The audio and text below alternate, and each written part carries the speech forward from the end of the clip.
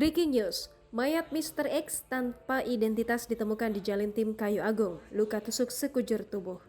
Sesosok mayat laki-laki ditemukan tergeletak di pinggir jalan lintas timur, tepatnya di depan Stadion Segitiga Emas Kayu Agung, Kabupaten Ogan Komering Ilir pada Senin 27 September 2021 pagi. Mayat tanpa identitas ini ditemukan dalam keadaan bersimbah darah dengan luka-luka hampir di sekujur tubuhnya.